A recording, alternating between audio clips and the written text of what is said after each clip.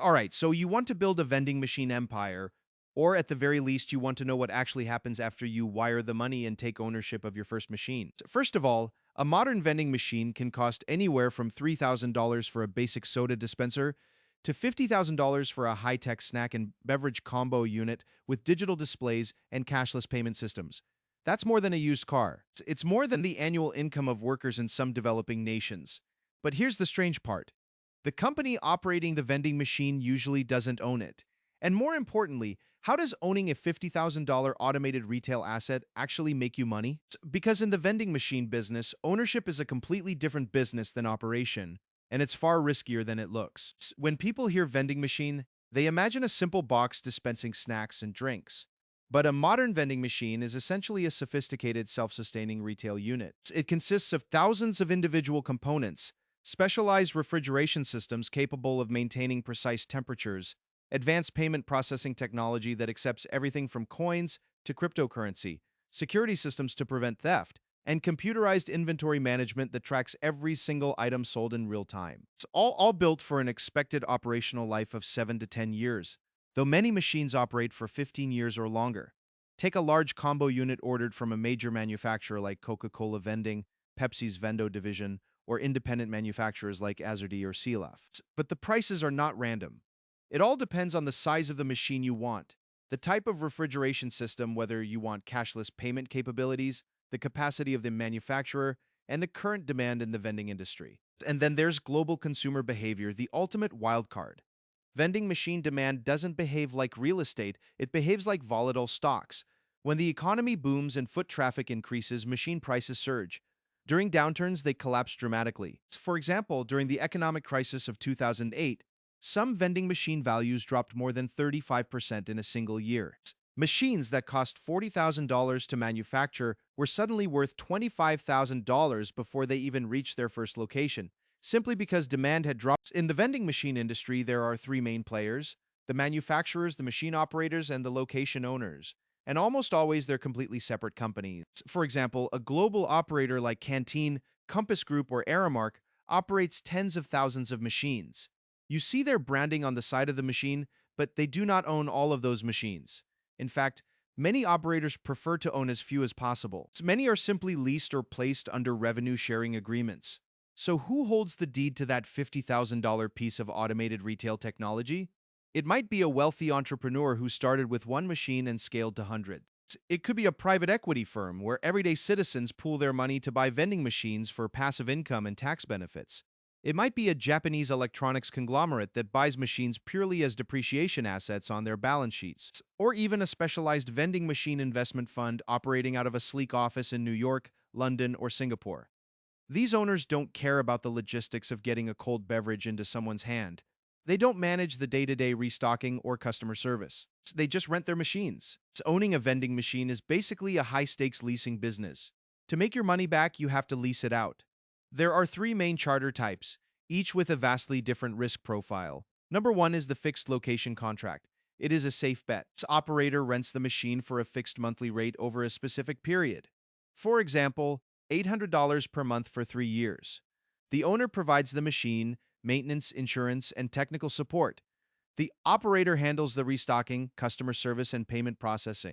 If rates are high when you sign, you lock in strong guaranteed returns, but if demand surges right after you sign, you're stuck at the old rate. Number two is the revenue sharing agreement. The operator rents the machine, but you split the profits. Maybe it's 60-40, 70-30, or 80-20, depending on your negotiating power. For the owner, this is lower guaranteed income. But you participate in upside when the machine performs exceptionally well. You have moderate involvement monitoring performance metrics and ensuring the operator maintains the machine properly. Then comes number three. That is the spot market. Machine.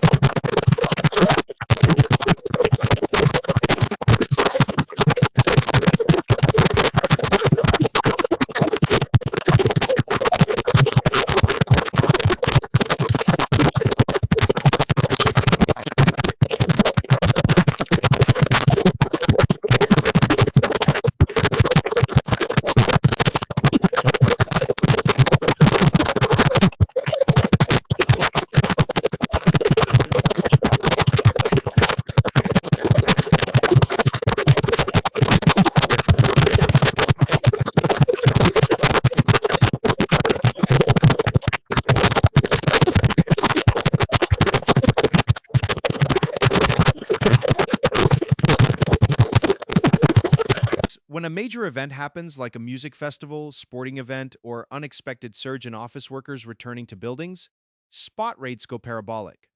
Machines that usually generate $500 per month are suddenly generating $3,000 per month. Owners become millionaires in a matter of months.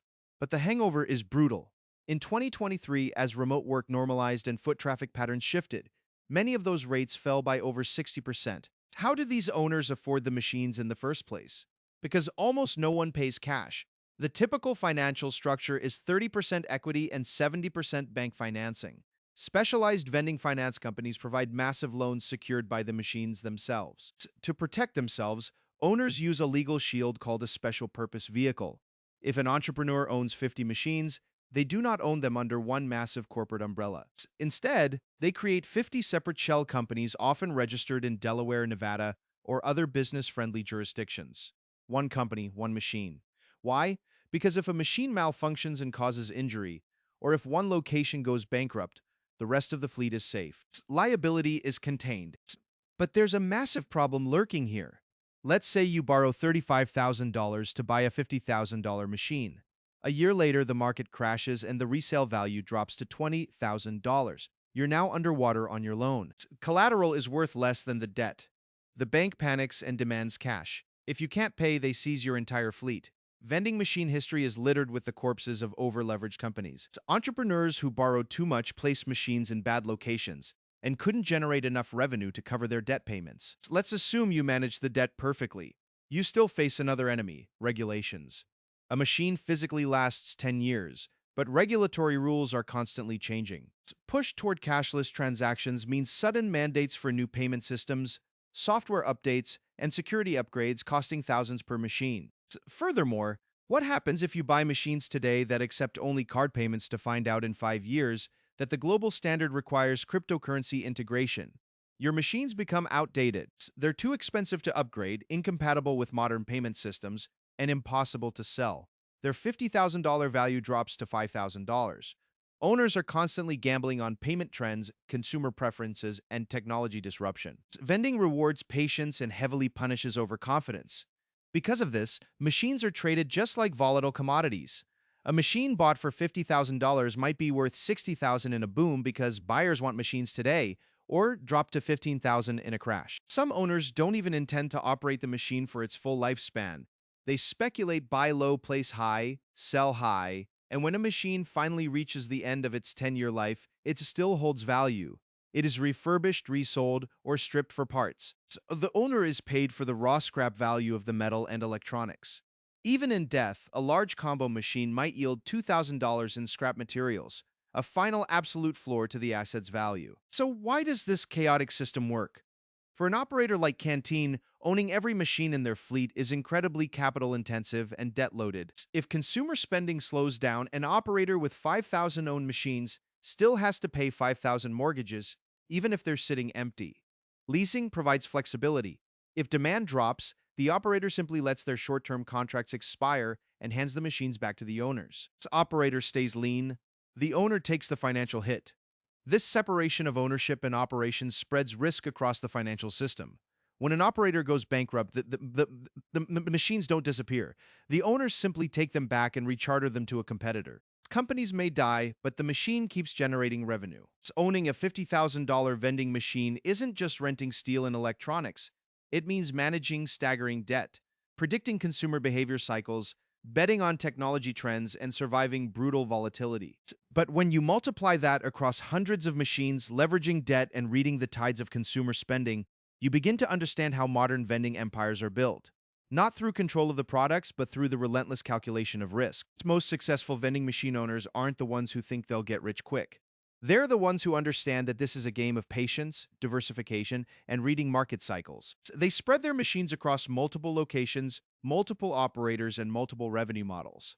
They maintain conservative debt levels, they upgrade their technology before it becomes obsolete, and they're always ready to exit positions when the market gets too frothy. Vending machine empire isn't built in a day. It's built through thousands of small decisions, each one slightly tilting the odds in your favor. It's built through understanding that the real money isn't in any single machine. It's in the system itself. The network of machines, locations, operators, and financial relationships that create a resilient, diversified income stream. When one machine underperforms, 10 others are crushing it. When one location closes, 5 new ones open. When one operator fails, another steps in. This is how vending empires survive. This is how they thrive. And this is why, despite all the chaos and volatility, the vending machine business continues to attract investors, entrepreneurs, and financial institutions willing to bet billions on the simple idea that people will always want a cold drink or a quick snack, and they'll pay for the convenience of getting it from a machine. The economics of owning a vending machine empire ultimately comes down to understanding that you're not in the snack business. You're in the real estate business. You're in the financial services business. You're in the technology business. You're in the risk management business. Every decision you make, from which machines to buy, to where to place them, to how much debt to take on, to which operators to partner with, is a calculated bet on the future. And the owners who win are the ones who make more right bets than wrong ones. They're the ones who understand that in a world of constant change, the only constant is volatility, and the only way to profit from volatility is to be prepared for it, to expect it, and to have systems in place to survive it and thrive through it. If you found this breakdown valuable, please hit that subscribe button and ring the notification bell so you never miss deep dives into how real wealth is actually created. Leave a comment below telling me which revenue model you think is the most lucrative. And don't forget to check out the resources in the description for more information on building your own vending empire. Thanks for watching.